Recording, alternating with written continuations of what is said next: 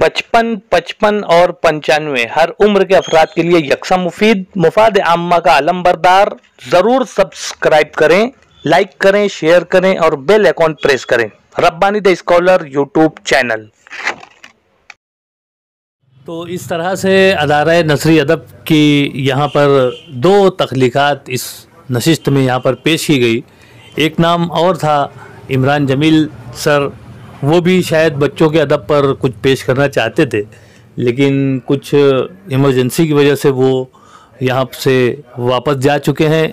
इसलिए मैं बड़े ही अदब व एहतराम के साथ आज की इस नशिस्त के खुतबा सदारत का, माफ़ कीजिएगा सर, मैं चाहता था कि थोड़ा सा ताज़ियत के दो अल्फाज हम पेश कर दें। हमारी रिवायत रही है नसरी अदब की कि जैसे इस लॉकडाउन में जब से हमारी नशिस्तें बंद हैं, तो इस दौरान में हमारे शहर के कई अदीब और शायर जो है हमसे रुखसत हो गए। उसमें ख़ास तौर से मैं नाम लूँगा बैनुल अक़वामी शोहरत याफ्ता अहमद उस्मानी का, कि इस लॉकडाउन में उनका भी ये इंतकाल हो गया। अदारा नसरी अदब अपनी ताज़ियत पेश करता है। वो एक माने हुए अफसाना निगार थे, नावल निगार थे, और इस शहर को उन्होंने दूर दूर तक के फैलाया था अपनी तहरीरों के ज़रिए। हम शम्सुर रहमान फ़ारूकी बैनुल अक़वामी शख्सियत थे। अभी 25 दिसंबर को उनका इंतकाल हो गया। एक अच्छे नाक़िद, एक अच्छे शायर, एक अच्छे फ़िक्शन निगार, एक अच्छे अदीब, एक अच्छे मुदीर की हैसियत से तो उनको दुनिया जानती है, लेकिन मैं उन्हें एक अच्छा और बेहतरीन इंसान पूरे इस मंजरनामे पर देखता हूँ कि वो एक अच्छे इंसान भी बनकर उभरते हैं। एक तवील अरसे से, आज़ादी के बाद से मुल्क में एक रिवायत चली है कि यहाँ उर्दू ज़बान ज़िंदा है, बहुत बड़े पैमाने पर बोली और इस्तेमाल की जाती है, लेकिन उर्दू का नुमाइंदा आज़ादी के बाद से कभी कोई मुसलमान नहीं रहा, जबकि शम्सुर रहमान फ़ारूकी की शख्सियत ऐसी थी, एक कद्दावर शख्सियत थी और बैनुल अक़वामी शोहरत रखते थे। उसके अलावा जिन लोगों को यहाँ से उर्दू का नुमाइंदा बनाकर भेजा गया या मुतारिफ़ कराया गया दुनिया में, वो उनके सामने बौने नज़र आते हैं।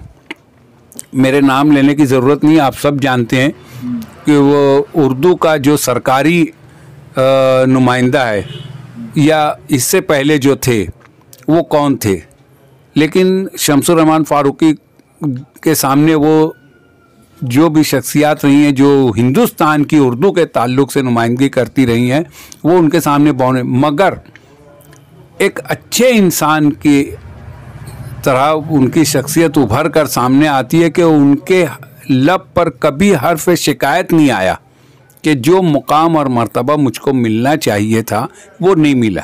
वो कभी शाकी नहीं रहे, एक बात। दूसरी बात, उर्दू ज़ुबान और उर्दू रस्मुल ख़त के ताल्लुक़ से जो साजिशें होती रहीं मुल्क में, या इसका हिंदीकरण करने की जो साजिशें रची जाती रही हैं, उसके कारकुनान ने भी शम्सुर रहमान फ़ारूकी साहब को घेरने की कोशिश की है। उनका जो रिसाला है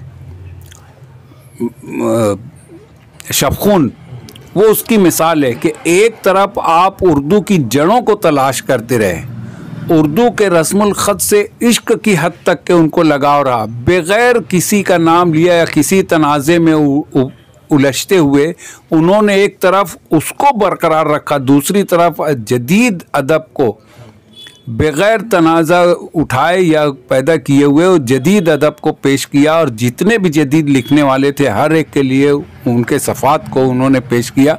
ये एक तवाज़ुन जो कायम रखा उन्होंने, ये भी एक बड़ी बात है। और एक इंसान की हैसियत से कि वो चाहते तो कई लोगों को जवाब दे सकते थे जो उर्दू इमला में काम कर रहे थे। मैं कुछ नाम इसमें ले सकता हूँ, जैसे ज्ञानचंद जैन है, गोपीचंद नारंग है, रशीद हसन खां है। इन लोगों ने उर्दू इमला पर मैं कहूँगा जिस तरीके से हमला किया है, शमसुर रहमान फारूकी ने कभी इस तनाज़े में अपने आप को शामिल नहीं किया, लेकिन जो सच समझते रहे, जो हक समझते रहे, उससे कभी उन्होंने पहलू तही भी नहीं की। वो उन्होंने अपने रिसाले में उसको पेश किया। ये एक बड़ी बात थी। उनकी एक किताब भी है उर्दू की तारीख़ के मुतालिक। उन्होंने उर्दू की जड़ों को से भी अपने आप को वाबस्ता रखा। तो इस तरीके से एक उर्दू दुनिया का एक बड़ा खसारा मैं समझता हूँ उनके जाने से हुआ है। हम नसरी अदब की जानिब से उनको भी खराज अक़ीदत पेश करते हैं और अल्लाह ताला से दुआ गो हैं कि अल्लाह मरहूमीन की मग़फ़रत फ़रमाए, उनके दर्जात को बुलंद फ़रमाए और उन्हें अपनी जवार रहमत में रखे। शुक्रिया। अदारे नसरी अदब के नायब सदर मोहतरम डॉक्टर इकबाल बरकी सर ने यहाँ पर हक अदा कर दिया और ताज़ियतें जो पेश की जानी चाहिए वो उन्होंने पेश की। यहाँ पर मैं उसमें इजाफ़ा करना चाहूँगा कि इस पूरे लॉकडाउन में गुज़िश्ता फरवरी महीने के बाद से मार्च ता दिसंबर तक जितने भी उर्दू ज़बान से मुंसलिक अफराद, शोरा, उदबा हमसे यानी इस दुनिया से उठ गए, तो उन तमाम लोगों के लिए अदारा नसरी अदब, मुज़फ़्फ़र हनफी हैं, कमाल जायसी हैं और भी जो जिनके नाम अभी हमारी ज़बान पे नहीं आ रहे हैं, उन तमाम अफराद के लिए हम ताज़ियत गुज़ार हैं। आइए मैं यहाँ पर खुतबा सदारत पेश करने के लिए मोहतरम मोहम्मद इसाक़ हिज़र साहब की जानिब माइक देता हूँ ताकि वो खुतबा सदारत पेश करें। आज दो तख्लीक़ात पेश की गई, जिनमें पहली तख्लीक़ अब्दुल मजीद मास्टर साहब ने पेश की और उन्होंने अपना कहानी का रुख उससे हट के उन्होंने कहानी पेश की और एक अच्छी कहानी पेश की। और खूबी यह है कि उस कहानी पे तबसरा भी अच्छे अंदाज में हुआ। सब तबसरा करने वाले हाज़रीन ने बहुत अच्छे अंदाज में तबसरा किया। इकबाल बरकी सर ने भी बहुत ही अच्छा मज़मून पेश किया, कहानी पेश की, जिसमें नफ्सियात को ख़ास तौर से उन्होंने मरकज़ बनाया और बहुत अच्छे अंदाज में एक किरदार को उन्होंने पेश किया और दूसरे किरदार को भी पेश करके ये बात बताने की कोशिश की कि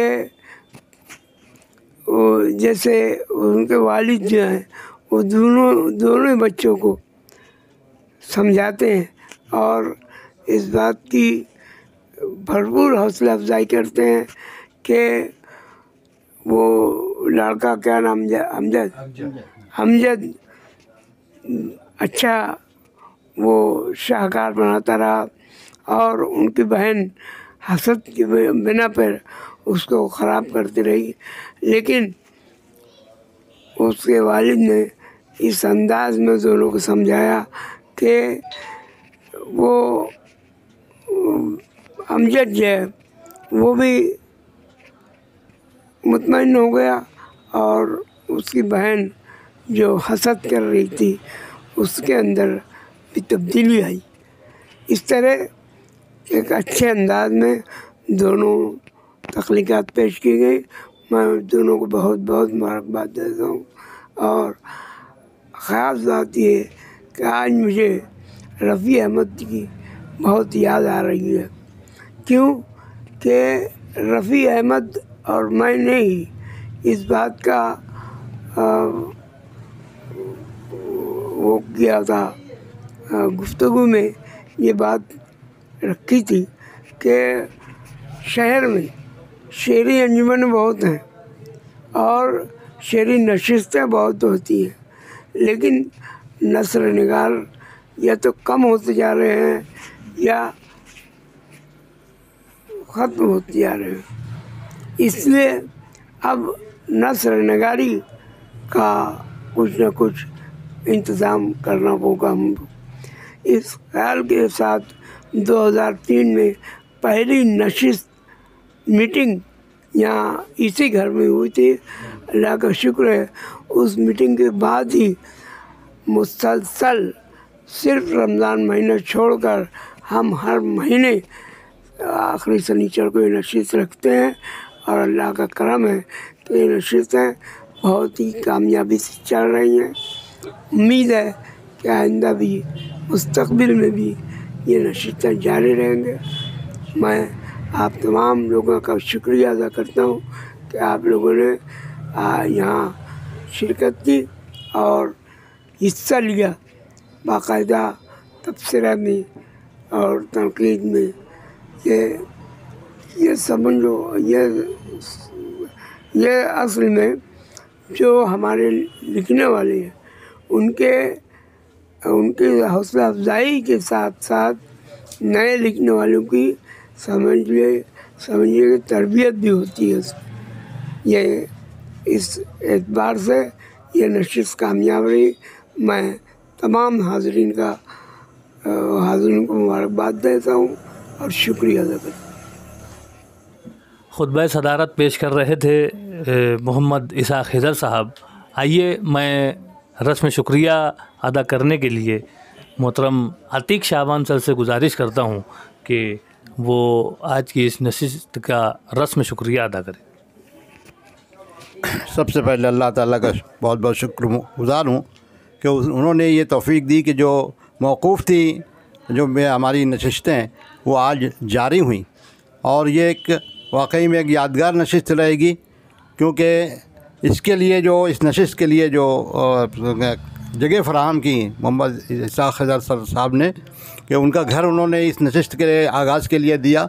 मैं और सदारत के लिए भी उनका शुक्रिया अदा करता हूँ कि उन्होंने अलालत के बावजूद उन्होंने इस ज़िम्मेदारी को कबूल किया और अच्छे ढंग से, और उन्होंने सदारती खुतबा भी दिया। आपका बहुत बहुत शुक्रिया। और इसी तरह से जो हमारी दो तख्लीक़ात पेश की गई, अब्दुल मजीद मास्टर साहब और इकबाल बरकी साहब, इन दोनों का भी शुक्रिया अदा किया जाता है। और साथ ही साथ जिन्होंने तबसरा पेश किया उनका भी जो है अदारे की जानिब से शुक्रिया अदा किया जाता है। और आप लोगों से उम्मीद है कि इसी तरह से आप जो है तबसरा पेश करते रहें। साथ में सामईन के तौर पे जो हज़रात यहाँ पर तशरीफ़ लाए हैं उनका भी हम शुक्रिया अदा करते हैं। और तमाम लोगों के शुक्रिया के साथ सदर साहब की इजाज़त से आज की इस नशिस्त के ख़ात्मे का ऐलान किया जाता है। बहुत बहुत शुक्रिया।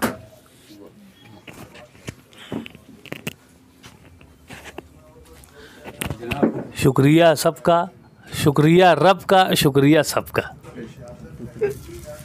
रब्बानी दी स्कॉलर यूट्यूब चैनल इल्मी, अदबी, दीनी, मिली, समाजी, सकाफ़ती, तहज़ीबी, फ़लाही, तिब्बी, फ़न्नी, माशी, तिजारती, माशरती, इंतज़ामी, इनकलाबी, तहरीकी, तहक़ीक़ी, तकनीकी, तफ्तीशी, तामीरी, तालीमी व मालूमाती यूट्यूब चैनल ज़रूर सब्सक्राइब करें, लाइक करें, शेयर करें और बेल आइकॉन प्रेस करें। रब्बानी दी स्कॉलर यूट्यूब चैनल।